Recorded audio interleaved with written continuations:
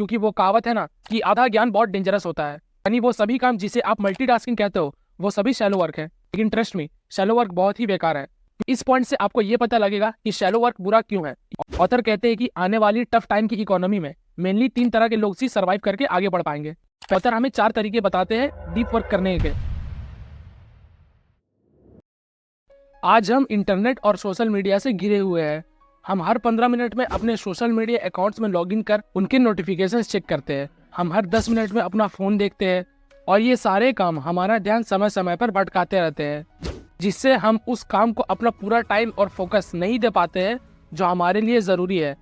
And I am sure अगर आपने इस वीडियो में क्लिक किया है तो आप भी इस प्रॉब्लम को फेस कर रहे हो और इसका सॉल्यूशन ढूंढने की कोशिश कर रहे हो। सो डोंट वरी, क्योंकि आज की इस वीडियो में मैं आपको कार्ल न्यूपोर्ट की बुक डीप वर्क से कुछ पॉइंट शेयर करूंगा जो आपको ये बताएगी कि डीप वर्क क्या होता है और डीप वर्क कैसे कर सकते हो। और वीडियो के एंड तक आपको ये भी पता चल जाएगा कि आप कैसे कम टाइम में ज्यादा प्रोडक्टिव काम कर सकते हो और हाई क्वालिटी का वर्क प्रोड्यूस कर सकते हो। सो मेक श्योर करना कि आप इस वीडियो को पूरा एंड तक देखना, क्योंकि वो कहावत है ना कि आधा ज्ञान बहुत डेंजरस होता है। So let's begin. What is deep work? Author बताते हैं कि वर्क मेनली 2 तरह के होते हैं, शैलो वर्क और डीप वर्क। शैलो वर्क वो वर्क होता है जो डिस्ट्रैक्शन के साथ किया जाए, यानी वो सभी काम जिसे आप मल्टीटास्किंग कहते हो वो सभी शैलो वर्क है। फॉर एग्जाम्पल गाने सुनते हुए असाइनमेंट करना, बात करते वक्त ऑफिस का काम करना या सोशल मीडिया स्क्रॉल करते टाइम अपने किसी प्रोजेक्ट पर काम करना एक्सेट्रा।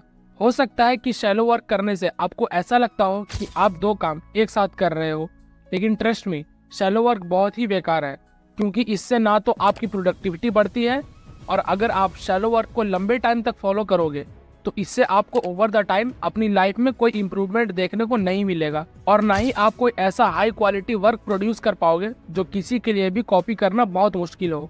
वहीं दूसरी तरफ है डीप वर्क। इसका मतलब है अपने दिमाग को पूरी तरह से अपने काम में लगाना और सारे डिस्ट्रैक्शन से नाता तोड़ लेना और ऐसा हाई क्वालिटी वर्क प्रोड्यूस करना जो किसी के लिए भी कॉपी करना बहुत मुश्किल हो। डीप वर्क थोड़ा मुश्किल है और इसके लिए आपको एक डिस्ट्रैक्शन फ्री इन्वायरमेंट चाहिए। और डीप वर्क करने से ये आपकी सोचने की कैपेबिलिटीज को इतना बढ़ा देता है कि आप उससे हाई क्वालिटी वर्क प्रोड्यूस कर पाते हैं, जिससे आपकी वो स्किल कोई चुरा भी नहीं सकता और कोई कॉपी भी नहीं कर सकता। यानी कि डीप वर्क से आपका काम सबसे वैल्यूएबल और यूनिक होगा। डीप वर्क के कुछ एग्जांपल्स बताऊं तो पीटर शैंकमैन को जब बहुत ही कम टाइम में एक बुक की मैन्युस्क्रिप्ट लिखनी थी तो उन्होंने अमेरिका से टोक्यो की round trip business class flight book की, जिससे वो डिस्ट्रैक्शन फ्री इन्वायरमेंट में बहुत कम टाइम में भी हाई क्वालिटी वर्क प्रोड्यूस कर पाए थे।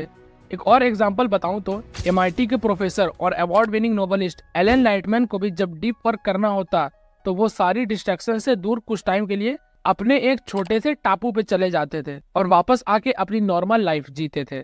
अब आपको ये तो समझ आ गया कि डीप वर्क किसे कहते हैं। अब डीप वर्क के कुछ पॉइंट्स भी डिस्कस कर लेते हैं। Point number 1, attention residue. इस पॉइंट से आपको ये पता लगेगा कि शैलो वर्क बुरा क्यों है। यूनिवर्सिटी ऑफ मिनीसोटा की प्रोफेसर सोफी लैरे की स्टडी से पता चला कि सोफी ने 2 ग्रुप्स बनाए और पहले ग्रुप को पजल सॉल्व करने के लिए कहा और उसके साथ उन्हें बीच बीच में रेज्यूमे देखने को भी कहा। वहीं दूसरी तरफ दूसरे ग्रुप को सिर्फ पजल सॉल्व करने के लिए कहा। इसमें सोफी ने देखा कि जब पहले ग्रुप के लोग एक काम को छोड़कर दूसरे काम पर जा रहे थे तब भी वो पहले वाले काम के बारे में ही सोचते रहते थे और इसी को अटेंशन रेसिड्यू कहते हैं। आसान शब्दों में, अगर आप 100% फोकस के साथ कोई काम कर रहे हो और उसी टाइम आपके फोन में नोटिफिकेशन आने की वजह से आप उस नोटिफिकेशन को चेक करने लगे और जब आप वापस अपने काम पर आते हो तो उस टाइम आपका 20 to 30% फोकस मोबाइल में ही रह जाता है और सिर्फ 70 to 80% फोकस ही आपके काम में वापस आ पाता है। यानी वो 20 to 30% आपका अटेंशन रेसिड्यू था जो आपके फोन में ही रह गया और वापस 100% फोकस के साथ काम करने में आपको बहुत टाइम लगेगा। ऑथर कहते हैं कि आने वाली टफ टाइम की इकोनॉमी में मेनली 3 तरह के लोग ही सर्वाइव करके आगे बढ़ पाएंगे। पहले वो लोग जिनके पास बहुत सारा फंड हो ताकि वो दूसरी कंपनी में इन्वेस्ट कर सके। दूसरे वो लोग जो AI, मशीन लर्निंग और न्यू टेक्नोलॉजीज को समझकर उनके साथ काम कर सके। और तीसरे वो लोग जो अपनी अपनी फील्ड में एक्सपर्ट हो, अपनी फील्ड में बादशाह हो। अब इन तीनों ऑप्शंस में से जो सबके लिए सबसे सूटेबल ऑप्शन है वो है अपनी फील्ड में एक्सपर्ट बनना। और आप अपनी फील्ड में एक्सपर्ट तभी बन पाओगे जब आपके अंदर डीप वर्क करने की एबिलिटी हो। और अगर आप अपने आप को रेयर और यूनिक बनाना चाहते हो तो आपको डीप वर्क करना सीखना ही होगा, क्योंकि आज के टाइम में लोगों का अटेंशन स्पैन एक गोल्ड फिश के अटेंशन स्पैन से भी कम हो गया है, यानी कि 8 सेकंड से भी कम हो गया है। और ऐसे में अगर आपके पास डीप वर्क करने की स्किल होगी तो आपकी गिनती उन रेयर और वैल्यूएबल पर्सन्स में की जाएगी जो हाई क्वालिटी वर्क प्रोड्यूस करने की ताकत रखता है।